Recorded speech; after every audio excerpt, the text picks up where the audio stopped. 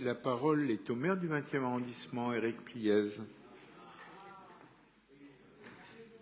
C'est gentil. Merci.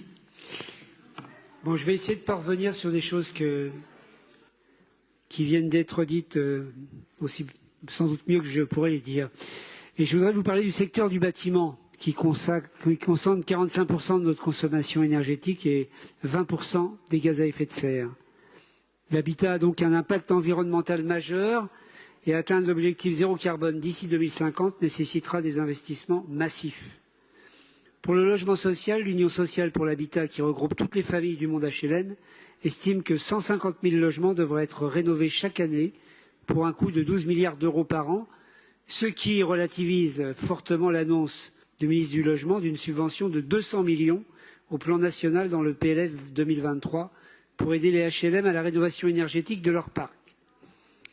Si Paris agit aujourd'hui dans l'urgence à travers ce plan de sobriété pour répondre à la crise climatique et énergétique, elle a aussi engagé une politique structurelle de rénovation thermique des logements publics et privés. Et la publication récente des cartes de la PIR confirme, s'il le fallait, que la sobriété subie est une réalité pour les habitants des quartiers populaires. Je vous invite à regarder cette carte. Dans le 20e arrondissement, nous portons un plan climat ambitieux depuis le début de la mandature. 14 opérations plan climat de réhabilitation thermique dans le parc social sont en cours. Des travaux vont être engagés ou sont déjà engagés. Cela représente plus de 800 logements rénovés pour un investissement de la ville de 200 millions d'euros en faveur notamment des cités HBM, des quartiers des portes. Je ne reviendrai pas sur les portes.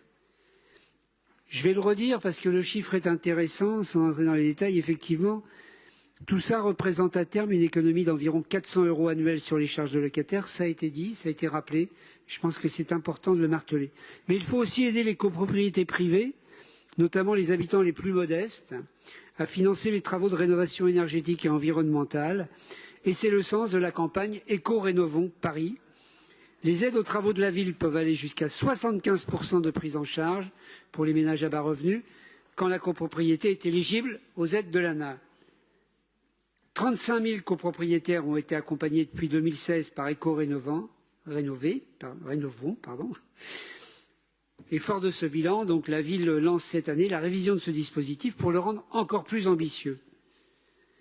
J'invite tous les propriétaires qui souhaitent engager des travaux de ventilation, d'isolation, de murs, du toit, de récupération des eaux de pluie à se renseigner sur le site de la ville et à solliciter l'accompagnement de l'Agence parisienne du climat. De notre côté, dans le 20e arrondissement, c'est le 7 novembre que nous organisons une première réunion d'information. J'échangeais ce week-end avec des habitants d'une copropriété de 500 logements, dans le 20e donc, où l'estimation pour ces logements passoires thermiques des années 60 est d'environ 40 000 € par logement. Le dispositif actuel est très insuffisant et il est indispensable de simplifier, d'amplifier le soutien financier de l'État et développer également des solutions de prêt à long terme à des conditions attractives. Alors dans le contexte, ça pose des questions, mais je crois que c'est indispensable. Et le remboursement de ce prêt serait couvert par des baisses de charges sur le moyen terme pour ces propriétaires. Dans cette période de crise énergétique et d'angoisse quant à l'augmentation des charges, nous avons plus que jamais besoin d'un grand plan national de rénovation thermique des logements qui priorise l'investissement public en faveur des quartiers populaires et des ménages les plus modestes. Merci. Merci, monsieur le maire.